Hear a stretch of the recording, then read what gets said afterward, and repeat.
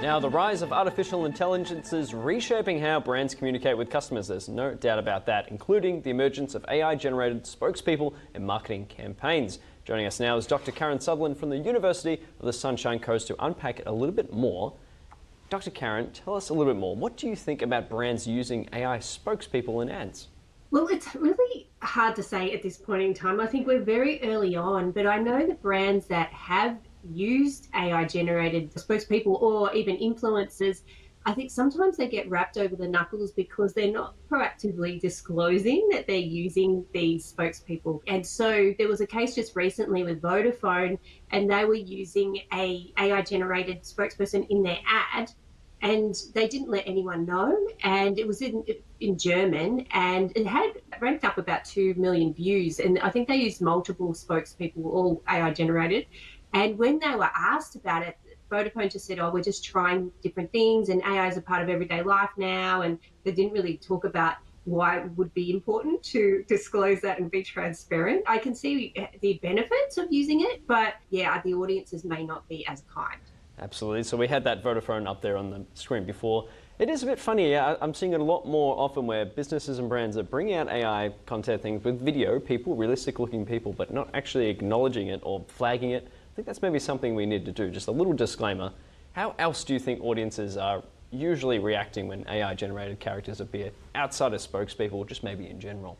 Look, I think it's really mixed. I can see often there's a lot of backlash. I mean, even recent things, I think Will Smith got in trouble last week for using an AI-generated audience, which was just a bit terrifying when you actually look yeah. at the I think one person can be a little bit scary, but yeah, I imagine a full crowd of people, that's when it starts to get a little bit... Some had like feet for hands, and it was and I don't think he was going for that sort of effect. Yeah. Look, I can see, say, from a brand's perspective, the benefits of it, because you have full control, you don't have to pay people, you can use them at any time of the day or night. It's really cost effective when you're using AI people, because they don't complain, there's all sorts of benefits. But the audience, yeah, I think the audience, that we're not used to it yet. If we know that it's AI generated beforehand, we might be a bit more open to it. Yes. And I think it's just this fear of audiences thinking you're trying to trick me or put one over on me, that I think they don't appreciate that. Yes, I completely 100% agree. And what other risks do you think AI spokespeople are facing, like fraud or impersonation when it comes to AI spokespeople? I mean, particularly if the AI generated person is based on or a clone of a deep fake of someone who actually exists. I think that's a whole other issue, particularly if that person hasn't provided their consent and this AI generated person has been created from training on hours and hours of their own personal content, their videos, their songs, their voice and their writing and things like that. I think that's a whole other issue. So yeah, so I think it depends. If it's a completely new person, well, it could be as new as what it's been trained on to create someone who it doesn't really exist. But yeah, if it's an actual person and it hasn't been created without their consent, then yeah, I think that's a major risk and a major issue, because it can go and say and do anything pretending to be that person. Definitely. And how important is transparency? We touched on this a little bit before, when AIs are using marketing for brands and all these kinds of things. I think it's really important, and recently there's been some governments who are really cracking down. The Chinese government last week put in a law to enforce social media platforms to disclose all generated content on their platforms, and the EU has actually started to develop a similar law as well. I don't think it's going to be as open and as wild as it is right now, or the governments are going to try and control it in some way. If they're successful, that's a whole other thing, but I think there'll be some sort of governance and control around the use of AI-generated content, particularly videos, for sure. And do you believe AI spokespeople could become a standard in advertising soon? Are we at that level yet?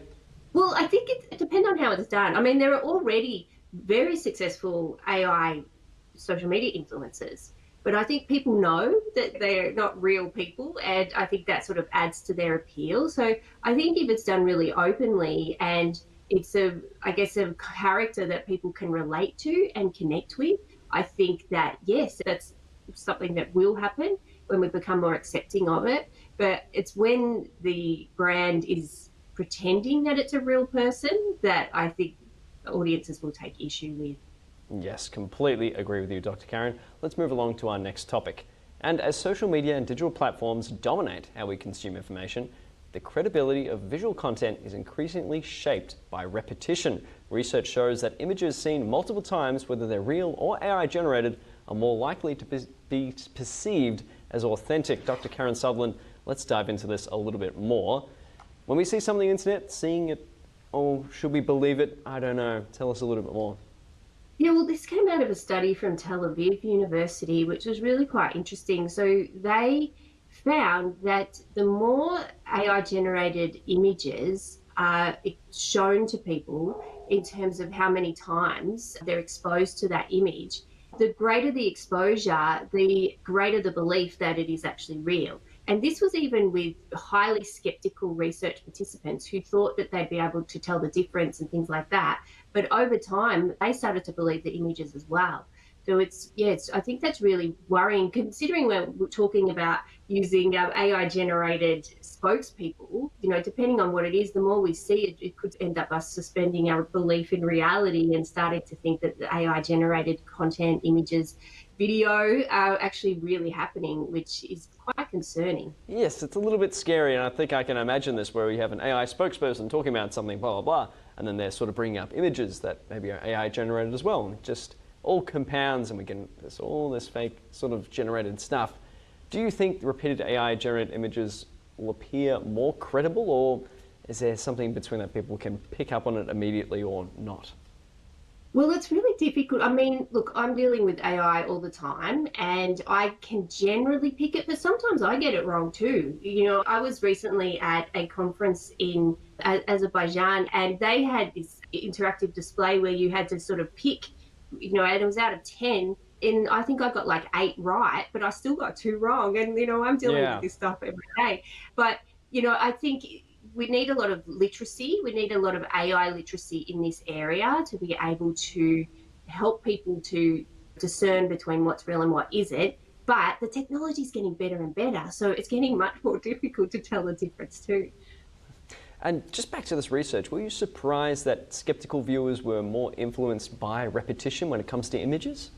Yeah, absolutely. Because you think that they would have their defenses up and they'll be like, no, I'm not going to believe it. But yeah, over time like that, that exposure seemed to sort of wear them down and change their mind. And if you think about what can happen on social media platforms without any sort of controls on there, where people with large budgets could flood the platforms with advertising and things of that nature, that's a real concern of where this could actually go.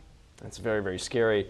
And how can people critically assess repeated images online? Is there an easy way to identify? Oh, look, I mean, I would question everything.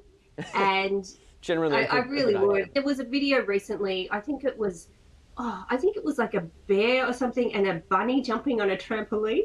Did you see that on social media? No, I have not. Unfortunately, I have not, no. Well, it wasn't real, but so many people believed it. So thinking about some of these videos and images, if it looks quite outlandish, like chances are it is. I mean, one of the big giveaways in the beginning was with people and their hands and text and things like that in the image, but even that's getting better depending on what tool you're using. So I would question everything and then maybe search in other places just to see whether that image comes up somewhere more credible, just to see if it's actually real or not. Definitely. Dr. Karen, that is a fantastic way to round it all out. Always double check, question everything. Everything is generated or not, always double check. Dr. Karen Sutherland from the University at the Sunshine Coast, really appreciate your time. Thank you so much for coming here on Ticker. Thank you.